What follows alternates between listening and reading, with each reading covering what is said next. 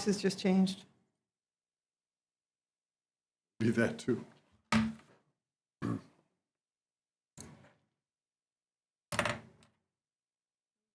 must be the one that's giving the Yes. Yeah. It's a fun talk. looking forward to hearing it. Yes. I try to translate all those bizarre concepts. Very worthwhile, actually, with that kind of stuff. Most people don't know it or. You know, when I was practicing, I was reading 2,500 pages of new material in that little niche. Always fun. We begun? We're ready to begin.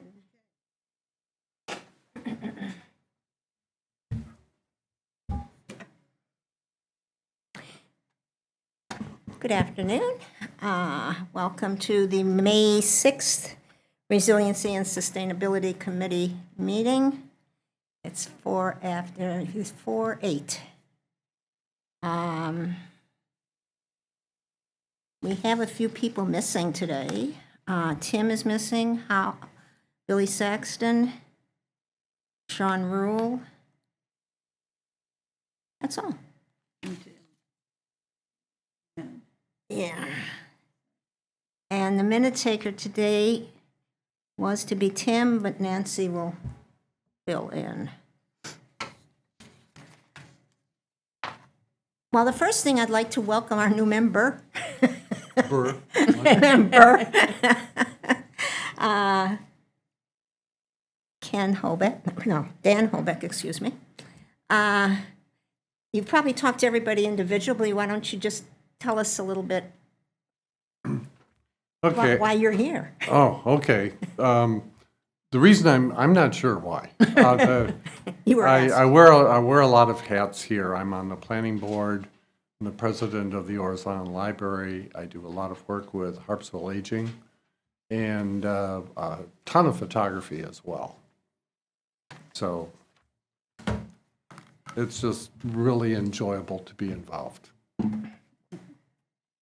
And my background, most notably, is that I used to be a charitable estate planning attorney, but before that, I was also a town attorney and a town planning board attorney. So town government is something that's always been kind of special to me. That's good. And we did have a representative from the planning board prior to the comp plan getting started, and that was Al LeGros. He stepped down at that point. Right. So, we have the opportunity to fill that spot. And the great thing about Dan is I knew that he does photography, and I knew that he was in the library and how that would meld so nicely with some of the other subgroups we have. So thank you, welcome. Thank you. We will introduce the other new members when they come. Billy Saxton took over for Mose Price, and yeah. And we lost the marine resource person, who was Mark Luchtenberger. However, there's a lot happening in town now with the various fishing committees, aquaculture and so forth. So I think we would do well to maybe wait until that's settled, and then we can figure out the best way to get input from that segment of town. You have Okay. another unfamiliar name in the attendance list, Sean Rule. Oh, Sean Rule, I'm sorry, thank you. We have a new housing committee in town. And as I looked through the new Maine Won't Wait updated plan, they talk a lot about housing and affordability. So I thought it would be, my sense is there will be resources coming through Maine Won't Wait to the towns. And it would be good to have somebody from that committee represented here. So are we not doing Brittany Tuck? I'm not sure if Brittany's going to be able to do it. I did send her another email, because every time I've tried to talk, she's been running. And I had talked to her briefly, and just to talk to her about it, but she wasn't sure at the time whether she'd have the time. So I just figured I would we'd leave it open at this point. She may, and then that would be great. But if she can't, then we can consider what to do with the new aquaculture fishing group. I will take her off the website.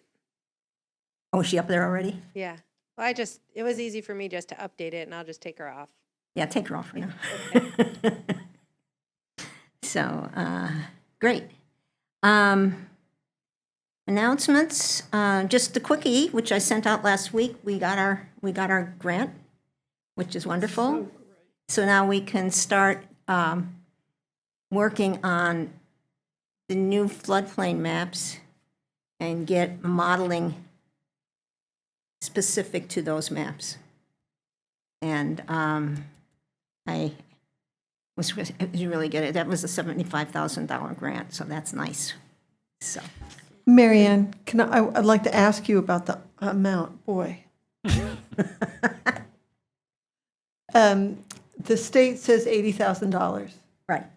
Is Spira putting in 5,000 or is Spira Actually, putting in more? Spear's putting in 10,000 Okay, because the grant we got from the project, I looked at this the other, oh wait, I have it right here. The project itself was worth 75,000 from the state, okay, and we had $6,000 from Spira. I'm sorry, $4,000 from Spira okay, to take us up to the 79, which was the quote we got from Stantec. okay, And then I added an additional amount of money because we're going to need money for outreach and mapping and supplies. So there was an additional $6,000 put in for that. okay. So we're contributing 10. 10. State's contributing 75. Total of 85 then. Right. Okay, thanks. The reason I'm asking is It's okay, you're not too loud. I think it's like there's an alligator waiting to bite me here. Is that this seems like some information that the communications committee should be getting out because it's a big deal. Since everybody will eventually have access to it because it'll be digitally done and it'll be online. Right. I wanted to understand the money part so that when it's time to get the word out, or I don't know if you've already thought about how to get the word out. But given that we're meeting on Friday, the subcommittee is meeting on Friday, maybe that's something we could figure out how to spread the word. Yeah, we'll As to talk what it about will more do for the how to do townspeople. that. And Yeah. I also have the full breakdown Okay, that we can work with. okay. Some of this is because I've just been updating the master spreadsheet Right. of what we've done. So, I mean, like an hour ago, I was working on that. So I knew this would be an opportunity to ask you the question. And I Thank think you. on the back of today's agenda, Yes. I see that I was running out of ink. I may have added. Yeah, you do. You I say, did, you say 75,000 plus $10,000 to Spira, but I was wondering, because the state has it listed as $80,000. Yeah, I don't know why they have it at 80. Okay, Maybe that's all they gave us. Well, 75, Maybe they only gave us 70. it says 80. It says 80. Well, but Oh, Oh, and with our 10 now. right. we haven't got the contract yet. Okay. So it's premature to publish it. It's funny because I looked at that 80 and I'm thinking to myself, and then when I pulled this out, yeah, it's 85. So maybe we didn't get the full 75. Okay. So let's just wait on publicizing that. Yeah. Before we go on, can we go back to minutes? Because I had made a suggestion for some change. Yes, Yeah, I miss minutes. yes. Yeah, I'm sorry. that's okay. I wanted to say that my comment about Mose was part of the changes in the committee. We had talked about Peter leaving, we talked about Mose leaving, and later I said I wanted to point out Mose's help on oratory, but I didn't, it shouldn't have been a separate thing. I see. Should we do this? Should we go back and do the minutes? Yeah. Jay, would you be comfortable if we just if I just say, take the text from your email Yeah. and put it in? Okay. Yeah. Okay. The other thing is, under communication, resource information, it says Nancy, Jay, and Abby. It should also be Mary Ann. Oh, that's Matt, right. to talk about resources, and is that the meeting we had, Katie and?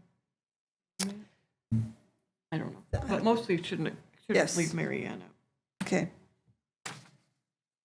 Otherwise, they're beautiful. And there is one time when Moses is written as Moses. Really? Yes. I bet that happens a lot. Yeah, I'm sure. Okay. So with those corrections, then, if we take a motion to approve? Okay. Second? Okay, all in favor? Can you hear me today? Can you? I was asking if you could hear me today, but I guess not. I feel like we're so loud, but, you know. All right. The minutes are approved. And yeah, I did want to make just a quick announcement about the grant and then move on to, well, we welcomed our new members already, our new member. But I also thought it was probably a good time to review the policies that we all sign over and over again. Well,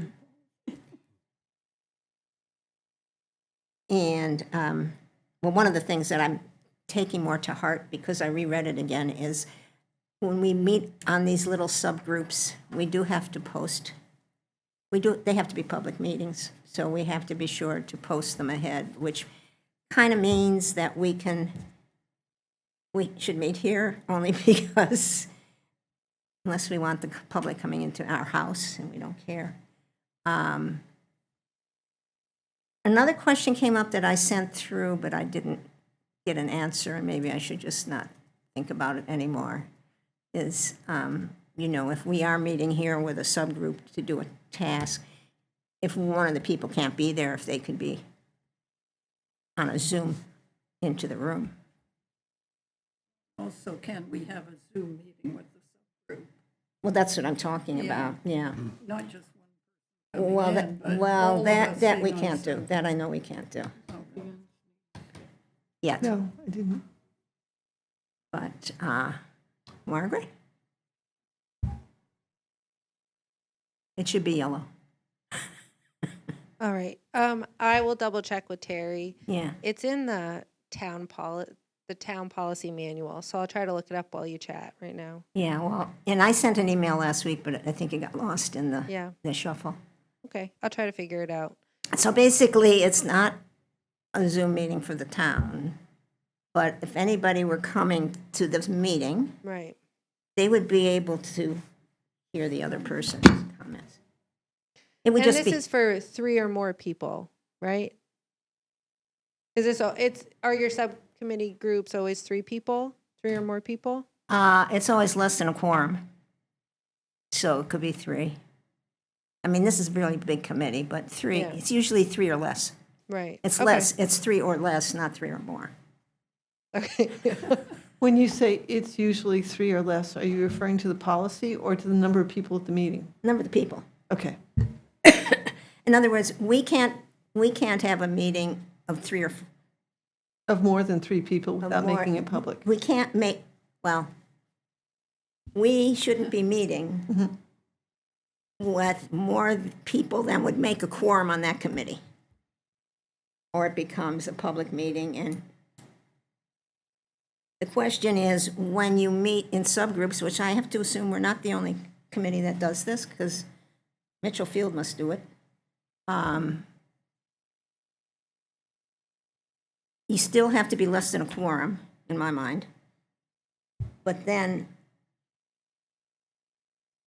we have been told we have to notice the meeting, which So, means we have to meet here.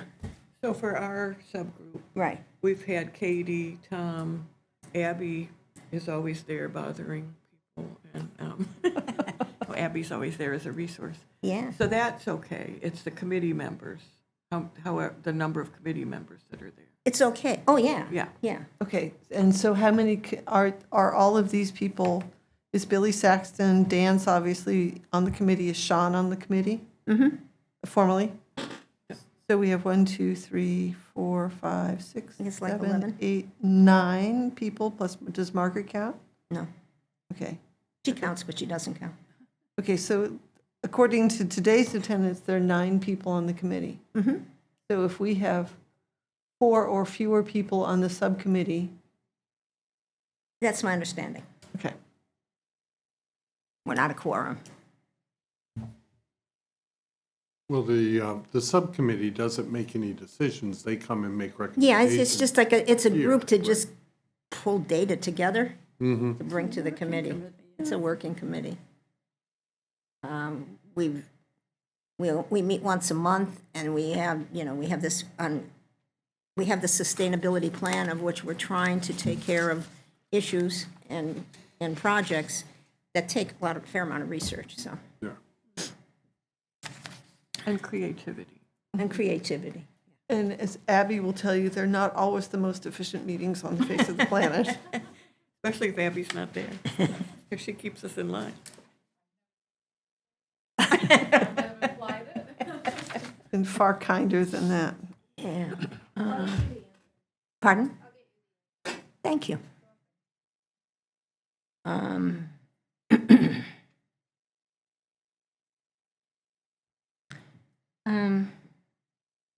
There's something else I wanted to mention as far as for new members. I know I was going to do this with all the new people here, but we'll just do it more than once. Yeah. The committee's a fairly new committee. It's only 4 years old. And we became part of the Community Action Committee for the GoPIF Maine Won't Wait plan. We have a sustainability plan that is based on, we went through the town infrastructure in 2018 or 2019 to see where the vulnerabilities for resiliency are. Using those vulnerabilities, we came up with a plan that addressed the vulnerabilities and what we were going to do about them. We've so far, because it's a little bit of a pun, because there's some hard stuff going on in town, roads have been an issue that we could connect with the public to get them thinking about sea level rise. And it's a very large piece of infrastructure for the town that's going to be expensive. So we have put a lot of emphasis in that area.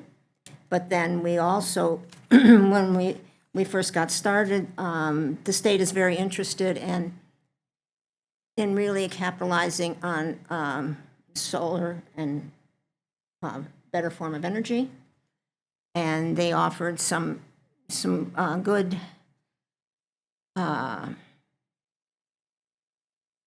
they offered money for towns to update their buildings. So we were able to do an energy study for the town. We were able to have all the lights in here changed with our first grant to LED. So we've been able to take advantage of money through the state to help with the vulnerability going forward. We're also starting to get in the softer things now, I think, a little bit of emergency management, social vulnerability, which is a little harder to put your hands around. So, we will be working on projects that address the sustainability plan, as well as we have a 2-year action plan of which specific things are called out And that's kind of what we're going to be directing our attention to. So, and with that being said, I'm going to move on to reports from the various groups. Energy and Technology has been working on a project, and Howie, do you have any update? So we're going to have a second candidate for the consultant meet with us next week. We'd moved our meeting from the second Tuesday to the third Tuesday, and that's, I have a conflict, so I moved it back. The second Tuesday conflict is now gone. So I moved it back to the second Tuesday, at least for this month. But, so next Tuesday, a second candidate for being the solar consultant is going to talk to us. I'll have to arrange for a Zoom link so he doesn't have to drive all the way here just to talk to us for a half hour. And the other candidate is somebody here in town who contacted the select board and said, I want to help the town be more green. And he's been, he got the town's electric bills and pointed out some interesting expenses that get us nothing. And the question is, can we fix it? But we'll have to look at that. But both of them are of the opinion that the only thing to do now is to think about what we want to do once all the craziness shakes out, because you have no idea what the rebate situation is going to be, what the prices are going to be, what the tariffs are going to be, what the availability is going to be. So it's right now, there's no reason to just say, let's forget about it, but it'll be more of focused on figuring out what sorts of things we would like to do, but not actually taking any action. So, and I think that that's excellent advice, given the current situation. We have no idea what it's going to cost, so how do you evaluate it? You don't know, what, there are plus or minus, 50 or 100% possibilities built into everything at this point. Yeah, and many of the projects that we need time to look for funding for anyhow. So it's almost like you're getting ready, a shovel-ready project. Yeah, I mean, we'll look at what sorts of things, but the reason I wanted the consultants, or a consultant, and now we have two candidates, is that there's so many possibilities, and we're not experts in the field. Both of these guys have decades of experience with solar projects. And so they'll be a lot better able to compare the options and come up with answers a lot quicker than we can. And so, we'll talk to the second guy next week and see what he has to say. And then, Is it also prudent, the plan you described, because we don't know if the central fire station happens, that would be part of the mix or not? I don't know that makes that much of a difference. Although, I mean, that might be something to consider, would be whether that would be a location to put in as many solar panels as we would need to cover the town's utility bills. But wouldn't it also be, if it happens, we don't know yet, it's the energy use there? Well, there's the energy use there too. Interestingly, a good portion of it is not a candidate for like heat pumps. The garage spaces, they said, you just put fossil fuel heat in there because you open all the doors, all the heat escapes, and it'll take forever for a heat pump to warm it back up again. So, but on the other hand, that's intermittent when you take the vehicles out. And I don't know if it's going to be one large bay or three separate, separated bays, and so anyway. But yes, that would be something to factor into it. The real issue now is let's try to come up with some targets, but we don't really have, it wouldn't make any sense to start building anything right now. And It's unfortunate, but. just to renew my thinking on this, this was to look for an economical way to cover the town's electrical, correct? Yes. Okay. That's the basic, but the first guy that we spoke to would also like to see community solar for the town residents. I don't know if that's something that is worth combining into one thing, because I Right. think it just makes it too complicated. And I don't know that there's a whole lot of advantage to having, to doing one larger project instead of two smaller projects. So, I mean, clearly, there could be some advantages there, but I think it just complicates it to the point where I don't think it's worth it. No, yeah. And- Not like we have a lot of property to put. Oh, just pave Mitchell Field with it. Oh, wait, we voted that down. Anyway, so Okay. that's where that stands. We'll, Good. we'll have a second candidate meet with us next week. Wonderful. Did we talk about some SPIRA funding for that? Is that for the consultants? Yes. Yes. That's right. We, I think it was 12,000? 12,000, 12,000 was put in the budget from Spira right. to cover this project. And who can remember what SPIRA stands for Dan's sake? Sustainability. S stands for. The S stands for sustainability. Very good. Sustainability, The A stands for implementation, account. Yeah, Yeah, but what's the P part? implementation, That would be CIPRA. prioritization. It's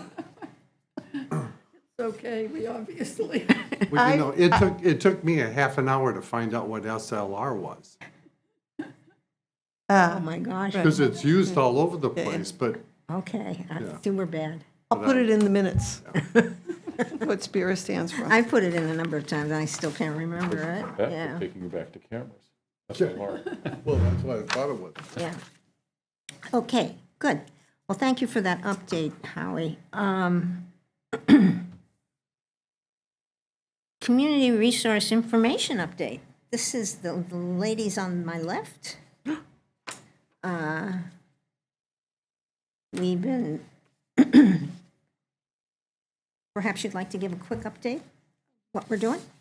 So this is a subgroup of Nancy, me, Mary Ann, Abby has joined us, Peter, who has left us.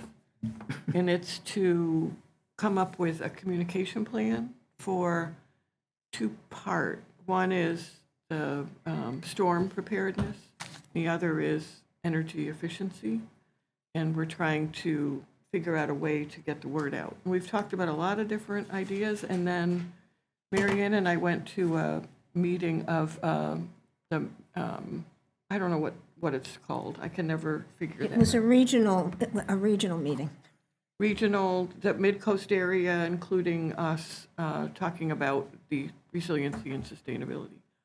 And one of it was a meeting, everybody went around to share something they're feeling good about that they're doing. And the Arousik has done I didn't bring it, but a really nice. did. You have it? A really nice brochure that covers a lot of what we've been talking about. And a resource handbook. And what I loved about it was they would love us to copy it, use it to adapt it to Harpswell, which is very generous. They put a lot of work into it, and Abby can maybe fill in how that happened. But it involves, specific to Harpswell, which was always a mantra Peter gave. We got to be specific, we got to be relevant to Harpswell.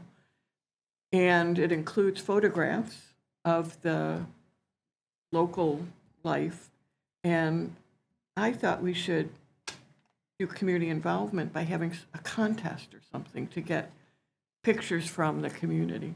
But we're going to meet Friday, and some of us have taken some of the pages to adapt them to Harpswell. Same topic, but Harpswell. And Mary Ann has a map like this one has, but specific to Harpswell.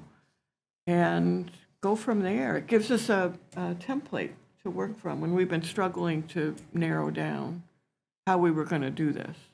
I don't know if it covers everything, but it's a good start. It's a good And start. then I think we would add to it, like Nancy's come up with a storm preparedness go bag for 3 days, for 7 days, I think something like that to add to it.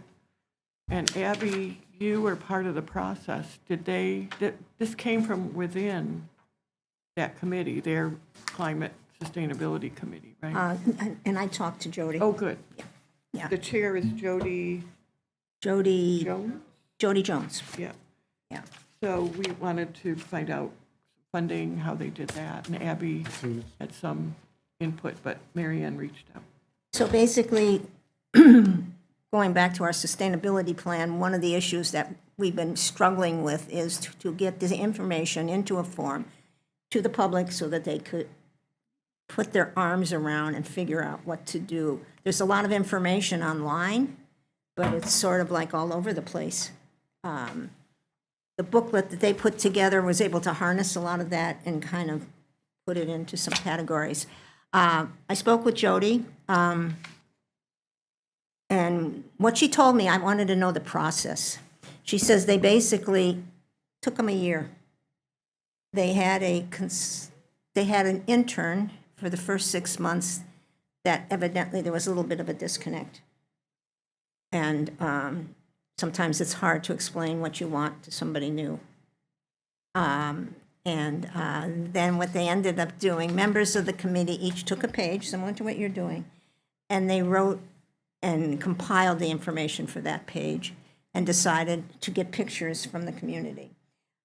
Jody sent me the template today, and they asked basically that, we're able to use what we'd like, but that we'd make it personal to Harpswell, and we would use our own pictures. Yeah. So That's very generous. it's to very offer. generous of them. Now, I will say that in the past, we have worked with the Rousick. We had, Conservation Commission did our booklet, what was it? Living on Casco Bay, which was a conservation of how to take care of the water and so forth. Arousis contacted us afterwards, and we shared our template with them. Oh, nice. They then used that template that they had. They expanded it over 5 communities and, and adjusted it. They took that template and then they worked, this one is a bit of that. Oh. It's been massaged and updated and modernized too. I like the layout as much as I I've see. seen this, right, Yeah. down there. So, Was Arousick also in our collective grant proposal? Was it West Bath? that was West Bath. Okay. Or was it Phippsburg? It was Phippsburg and West Bath. That's what I was thinking, Arousick. So anyhow, they put all the information together, then they hired a designer. The designer has no problem with us using their design. Oh, great. And then they had to have it printed. So we're gonna, as we work on this, I think this is going to take a little time. We're going to have to figure out how we're going to fund the printing of this. They then included it with a mailing that they had to the whole town, and they mailed it to everybody. So, And it's on their website, too. and it's on their website. So that was really positive. And so how did they fund it? Do you know? Through their GoPIF grant, Oh, okay. their vulnerability study. They had money left over. It's really nice. And they had it printed locally. Which is interesting because when we did the printing for our booklet, is we went out of state because it was just too expensive to do it locally. But they were able to do it locally. So. Dan, one of the parts of the big action plan, sustainability action plan, the very last one, I think it's part H, is that we will reach out to the public on everything that we do. And from the very, very beginning, we have said, this committee has said, if we're doing this with the town, how can we help residents do it in their own homes? So LEDs was an example. So we had an article when this office had the LEDs replaced and had an energy audit. We had an article in the Anchor about how you could do that, and it went back to Efficiency Maine website, which is a great resource. So one of the other principles is let's stick to Maine stuff, MAINE stuff. You're right. If the state has materials that we can use. But whatever we do for town infrastructure, is there a way for people to translate it into what they can do at their own residences? So this whole road thing, the town can only make modifications to town roads. Right. But 2/3 of the roads in town are private roads. So one of the things that the Conservation Commission, Deirdre in particular, has been worrying about is how do we get the information that the town is learning about its roads and how to modify them given sea level rise and big storms like we had in January a year ago. How can local residents on their private roads plan to make improvements on their private roads? And that's why this new grant that we've just got funded is such a big deal, because it will give private roads the information they need to be able to do long-term planning for changes having to do with climate and sea level rise as well, as Right. part of that, okay? Yeah. So it's what can we do and how can the townspeople do it for their own homes? Yeah, well, I think the undercurrent that I'm seeing on all of this is there a central way that we can get this information out? Because if there's one complaint I constantly hear is, I didn't hear about this, I don't know, where's the information? The Anchor does a really great job of getting out information, but not everybody gets that. And especially if it's something that's very time sensitive, what do you do? Like last winter when we had that power outage, the library opens up as a warming center. Right. How do we get that information out? Right. There's an issue there as well. I saw that, a little note, if I can just digress for a Yeah, moment. no, definitely. Yeah, I just saw a note about the warming center. The one thing, forget about short-term issues that are related to the weather. The town's preparedness for a larger scale thing, whether it's a fire or whatever, isn't there. If we had a need to put up a number of people because their homes were damaged or whatever, the town has no cots or blankets, period. And that's kind of scary. So, what do we do should there, not only the location, but what kind of supplies do we have in case of an emergency? That's interesting, because that could be folded into what we're trying to figure out for resiliency Yeah. going forward. Well, and we have, as you noted, we have talked about that, and one of the pieces of information I got on that topic was we regionally, Brunswick, if you can get there, is where, and they've had the experience of setting up an emergency shelter through Red Cross, and nobody came. So it's a challenge, and we have to figure it out. Well, part of it is the availability, and part of it is that this is something that you don't have to wait until you're completely destitute before you make the use of it, too. Right. Because, when our warming center's been open, we have not had very many people come in, but that's not the point. Okay. And so, Yeah. Well, and the other thing with the booklet, as this subcommittee has met, as Mary Ann said, there's so much information out there. It's like a flood. And how do you take the pieces that are relevant? This can't do everything. It would be encyclopedia. yeah, So figuring out what's most relevant. And what I love about this is every page has a why. Why is it important? And then a description of what you can do, steps you can take. So it's relevant. But I think a part of our challenge is for us to find the nut, what is it that we want to cover here? right. So at in emergency, warming centers, cooling centers, and what's lacking as you described, Yeah, and can go further, but will know, it be here or not? and I think the brochure is a fabulous idea, but having that on the town's website. That would be on the website, That too. would also include a hot link for more information. Yeah, Yeah. yeah. So that if any of these things is something, could, most people are gonna read through the whole thing and find 2 areas that they're concerned about, where they can find more information, and also where they can go to provide more input to us, to make us better able Well, to that's serve good. them. Yeah. And then the other thing too is the town does have an emergency plan. I'm not sure how, I think those that are involved with it know what to do. We should probably figure out a way to have that information available. Good idea. So that's get Mike Drake. Yeah, and that's something we can work with with Mike Drake. And I don't know, this will take, I think, a fair amount of, Brilliant idea. Yeah. yeah, but it's important. One of the issues on the warming center and the emergency situation that comes up with HA is how do people know, as you said? Yeah, So the power's out. Is it going to be open? Is it not? How do you know? Well, your power's out. So what do you do? So one of the things that keeps coming up is there should be a process that's always followed if the power's out. If it's like one of the schools I worked with, if the kids were waiting outside for school to start, if it was below X degrees, they could come in. If it wasn't, they were outside.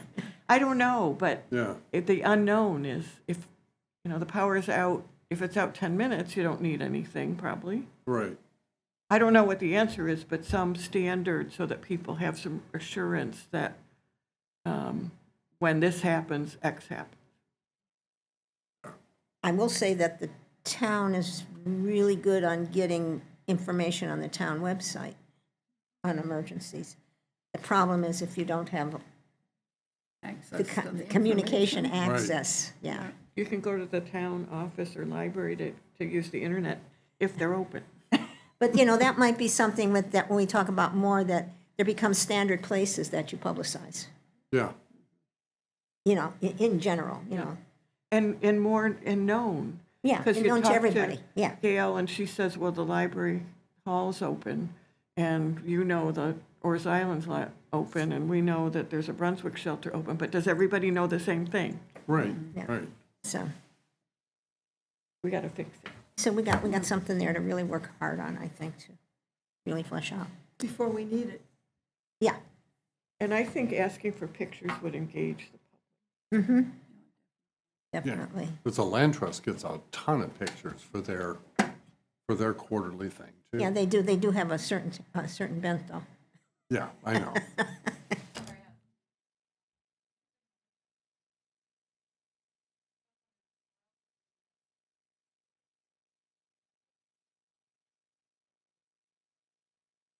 Yeah. Your effort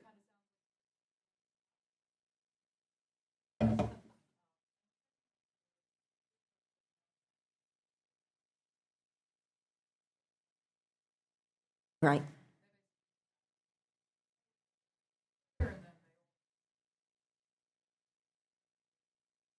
Effective way to work. Yeah, And they had a template. Yeah. It's not a jumble, there's a why and there's a what you can do all the way through. Yeah, and each page follows the same. I mean, if Exactly. you Yeah. know what you have to find out for your page.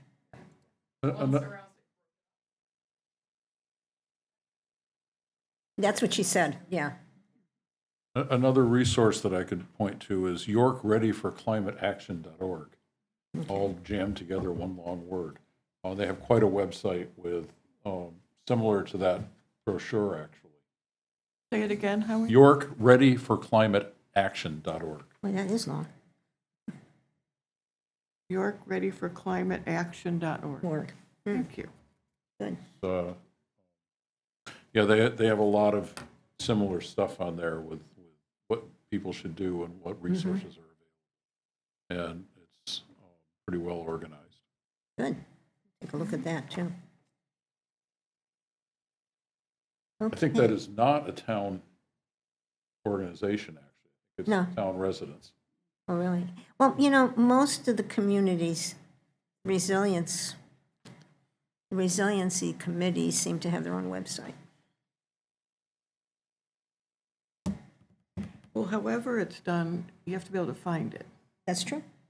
So even going to a Rouse 6, I knew it was there, and she kind of gave me the steps, but it's, how do you know it's there? That's the hardest thing for everybody now, is telling you to find something. So one of the helpful tricks to doing that is to give people search terms that were probably going to get them into the right place fairly efficiently. Yeah. So, you put in parentheses, search for quotation marks, and then a couple of terms, know whichever browser they're using, they're likely to find it. Well, good. I think we're moving ahead on this at any rate. Yeah. The next item is our mitigation investment policy, which is another goal on our sustainability plan, where we are to come up with direction to, I can never think of how I want to say this.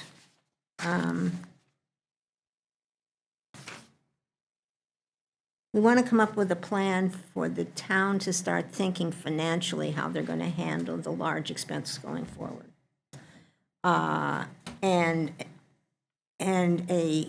a list of criteria that we would like to see put in place to figure out how to best put money aside. The Budget Advisory Committee wants to start budgeting for this long-term expense, and they're looking for some direction on how to prioritize. So Deirdre started to talk a little bit, which I'll have you talk a little bit more, Deirdre. We found when we were doing the roads projects that we put together a I'm losing my words. Prioritization plan. We picked various items on the roads that we would use to prioritize the most important roads, and when you're trying to spend money on them. We have the feeling we can sort of use that template to apply for roads going forward. And they're not only roads, it could be other things that are going to come up for the town as well. It might be a town landing. It might be, I don't know. But it could be some other large expense that's going to happen because of climate change. So there's 2 or 3 of us now, Deirdre, myself, Ken, and Tim, have been kind of working on that to pull this together. We need to have some general direction to go to send to the Budget Advisory Committee within the next couple of months. So ideally, next month, we should probably have something to bring back to the committee here and talk over what we've concerned. We sort of got, yeah. We sort of got involved as part of this is Deirdre came across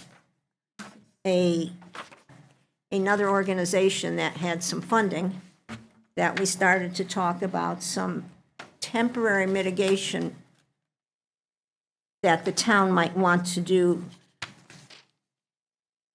before spending $2 or $3 million to raise one road. Our flooding is fairly short-lived in town. It's usually having to do with king tide and storm surge, and comes in and goes out within the next couple hours or so. So based on that, there was this, which is called a box wall, and I'm going to let Deirdre really explain the chart and what we thought we would do. Okay. Over the last few years, we've been putting together information about the cost, identifying the roads that are most likely to flood, and setting priorities for, or criteria for priorities and those that will need fixing. We've had engineering studies done on quite a few of them, as you'll see, and come up with an estimated cost of making the roads viable for 1 to 2 feet of sea level rise or 3 to 4.6 feet of sea level rise.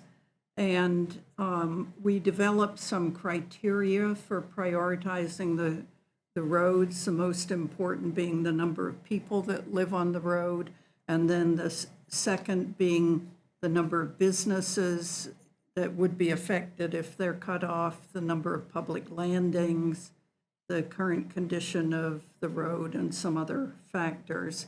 And we identified 4 roads in particular that, based on those criteria, that have high priority. And had the engineering studies done. And as you can see, the engineering studies are based on sea level rise of, for 2050 of 1 or 2 feet. And the total cost of that is approximately, let's round it off, $13 million. So we're talking serious money, and that's just for, 4 roads.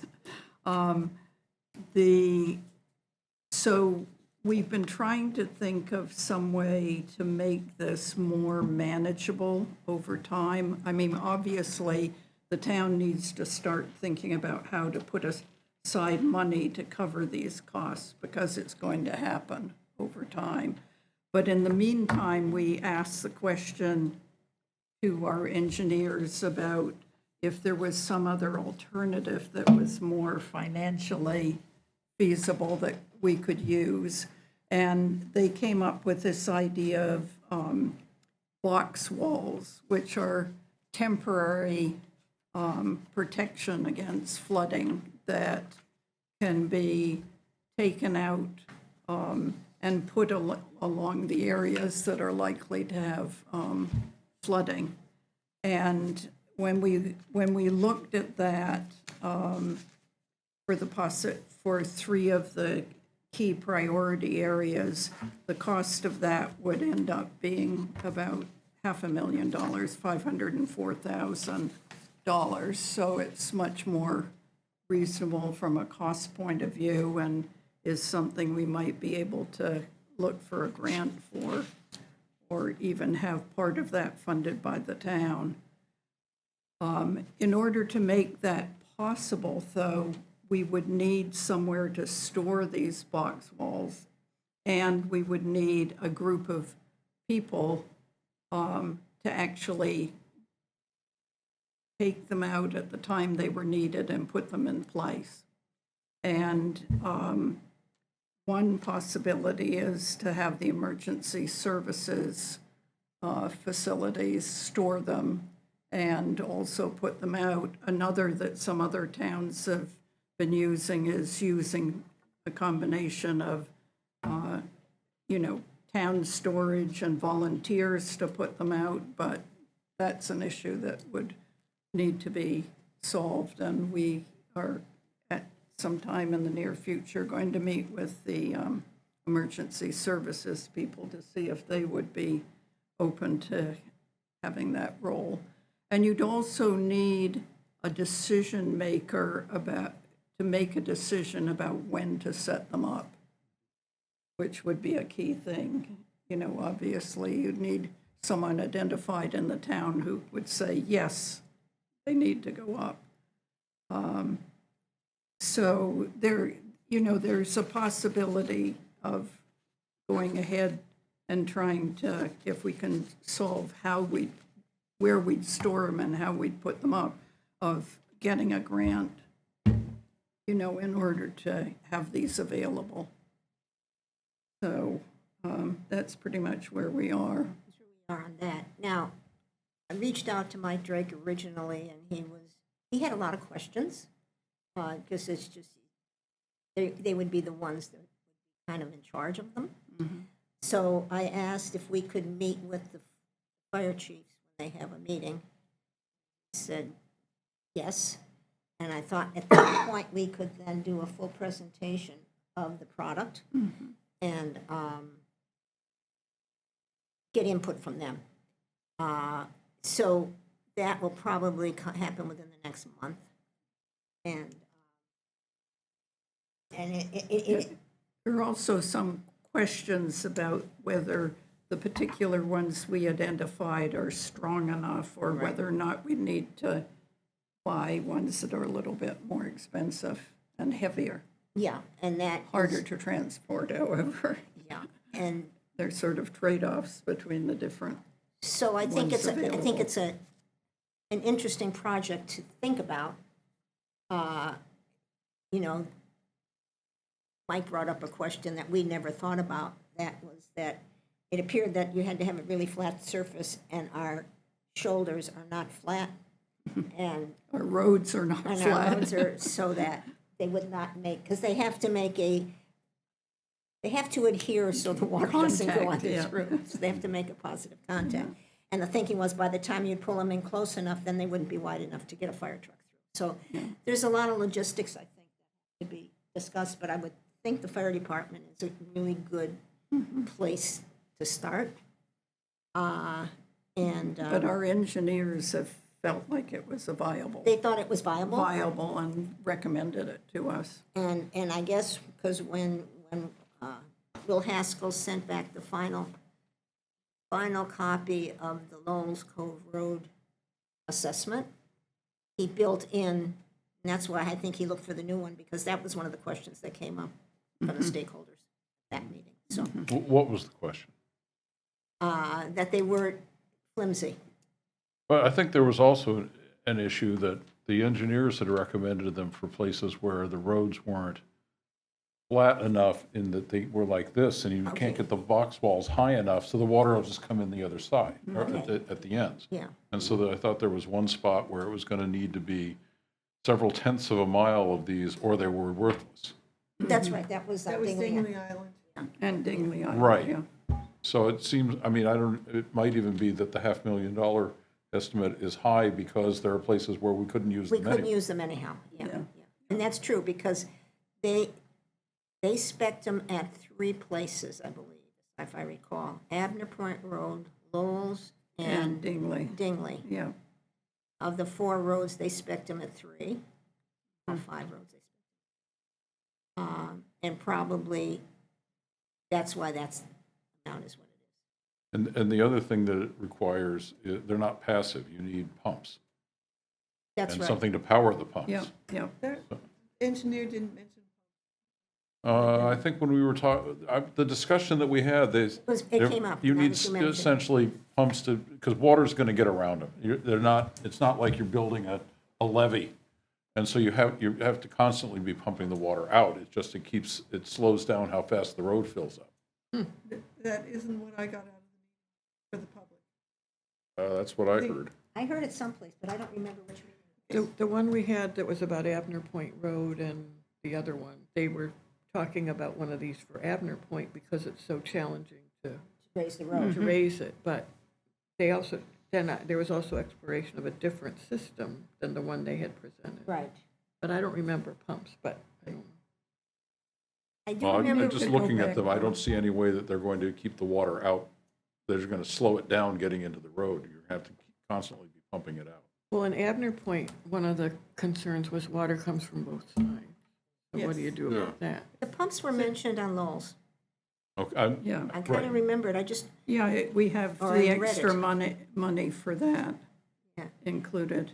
With Abner Point, that would require walls on both sides Right. of the road. Right. And again, the general purpose was to make sure that an emergency gets through. right, Yeah, Not that you could have regular bread deliveries. yeah. yeah. So- I mean, we Dingley also need because to, of the- I think we, sorry. I think we need to also go back to our engineers and say, Right, I would, hey, you know, we, I would definitely go back to Will and figure out if we can Dave. cover it. I mean, yeah. pay for him to do it. So Anyhow, we need advice from the engineers we on need this advice. issue too, on the, that have come up about the box walls. yeah, and I think, if we're gonna do this for the fire department, it has to be a full-blown, Yes, good presentation. yeah. That brings up all the questions and also has someone, So emergency management means the fire department, right? that's what I Yeah. because it could be, yeah. Okay, so that's sort of where we are on that project. And we're going to continue to meet to talk about writing up something to give to the select board to send to the, a policy for the town to consider how to spend its money. This is great, this chart. Isn't that good? Yeah. Really helpful. I think one of the things that we didn't mention here is that if you look at the essentially $13 million, that would be the long-term cost, but that would be spent as roads would be worked on and replaced over time anyway. Yes, yeah. That's an important piece. Yes, For yeah. example, Yeah. Basin Point Road was the first road that we did an assessment on. And Basin Point Road came up to be a major capital road resurfacing project 3 years ago now, or 4 years ago. At that time, we already had this estimate. But it was determined that Basin Point Road actually doesn't flood that often, and it did a little bit the last storm. The problem is it's a very long road, and it's just got a lot of industry on it. Yeah, it's Homes. important. It's important. But at any rate, it was determined that it wasn't going to be that affected for quite some time. Just because of the location, it's the end of the cove, and it doesn't flood that frequently. And I spoke with the engineer at the time, and I said, well, how long is the road going to last? And he said about 15 years. So we figured, I mean, the select board talked about it, that by the time it would be really needed, they'd be ready to redo the road again. The point I'm trying to make is we had the information to use as part of the decision making. And no, we didn't do it now. It would have doubled the price of the project. But we felt, even though it's going to deteriorate more and more as the water gets in the roadbed, it was not going to be an issue in the near future. You know, but it was a case of where we had information to use to make a decision, I think is part of it. So,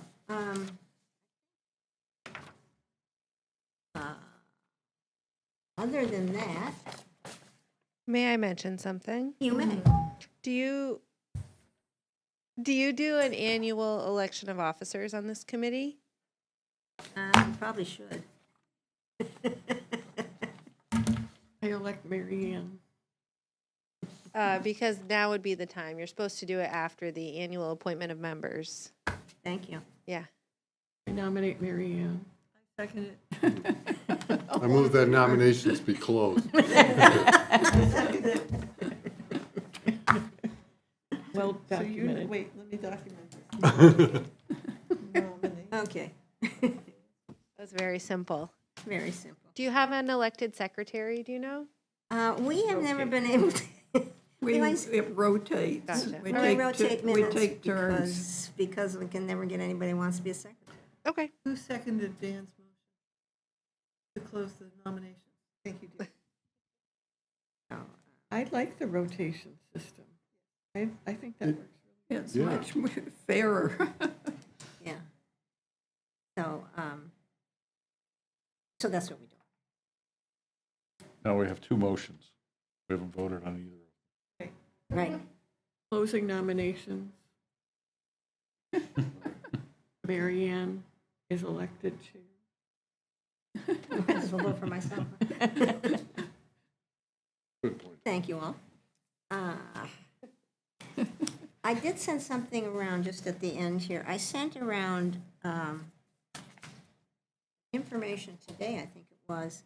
There was quite a bit of information in the Southern Maine Municipal. They had a meeting last week, of which I attended. It was on Zoom. Yeah. And Jay is also our representative to MCOG, which is the Mid-Coast Council of Council of Governments, and she is Hartsville's representative to that group and part of their resilience. Well, officially, I'm on the Economic Development Steering Committee, which has basically finished its work toward a 5-year plan. So I was just checking with Christy about whether he wants me to continue. So I will if They want you he would like me to. to. And I think Margaret will be approached about being part of MCOG.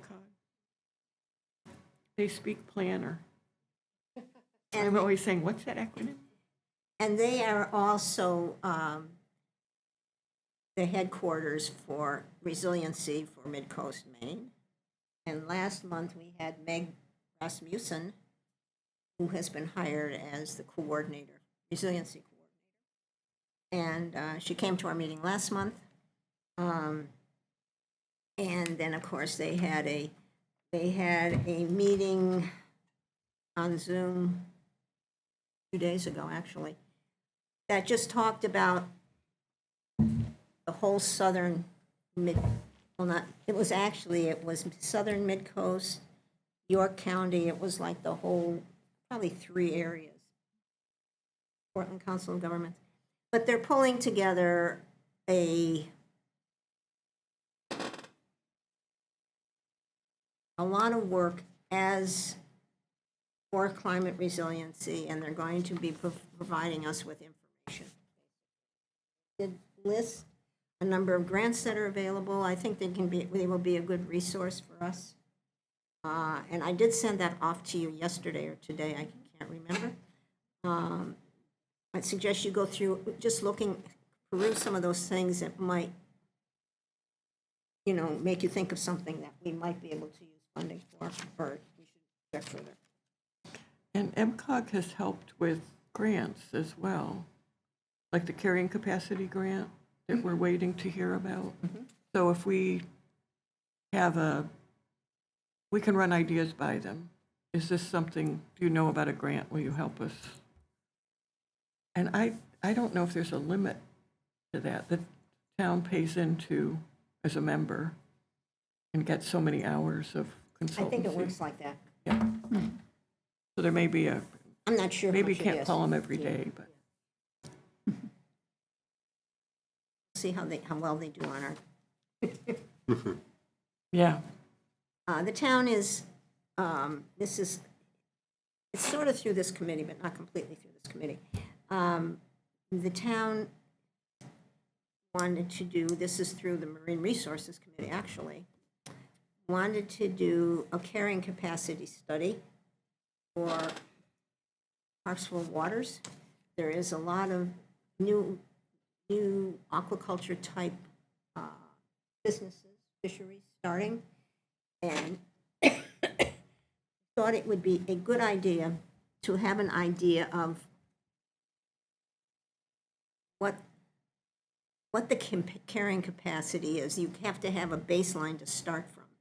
So the idea is to get a baseline for the 3 areas, Middle Bay, Harpswell Sound, and Quahog Bay. And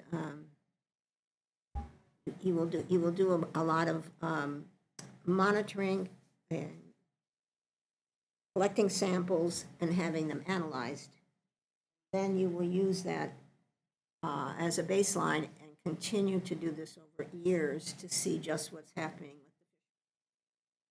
with so MCOG helped us with what's quite an expensive project. It's like over 80,000 to get to do the whole thing. But we broke it in half, and the first half is going to be doing the data collection. And if we get the grant, we will be doing data collection the first year, and then the second phase would be to pay for the modeling, to set up the modeling for it. So we will see. MCOG helped us pull that together, and we'll see how we make out. We're supposed to hear before June. Oh, great. That's coming up. It's coming up. Yeah, that issue was heavily discussed in the aquaculture working group too, the concern about when is it too much? And we don't know. We don't know. So there's a study that MCOG helped with in the river, I can never pronounce. Madonic, Thank you, Madonic River. And this would be similar. similar, but different waters. Different waters, and it's, well, the Madonic River didn't have any aquaculture. And it was upstream in a river. We, of course, have all these various areas that are all different. And there's been fishing there already. So, but anyhow, you got to start somewhere. And it will be a great study if we get the grant. And I think the information would be not just useful to Harpswell, but useful generally and for the state. Yes. Because the state makes the decisions, but the towns can have input on aquaculture. What is Madonic spelled? DONA.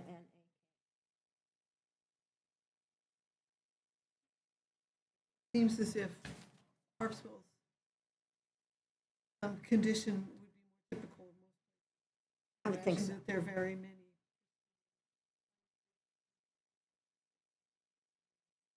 And we've got the longest coastline Best. and the best. Yeah, definitely the best. Yeah. Hey, is there anything else anybody'd like to bring up? I can give you what SPIRA stands for. Okay. I looked it up. Sustainability Plan Implementation Reserve Account. Wow. That's it. Good. We never did. We'll all memorize that. I always forget it. No, we didn't. Okay, that being said, if there's no more, I will, we'll close the meeting at 5:20. Great. I'll get this out before dinner. Who's cooking? You must eat a late dinner. I'm notorious for procrastinating about writing minutes. Welcome to our chaos.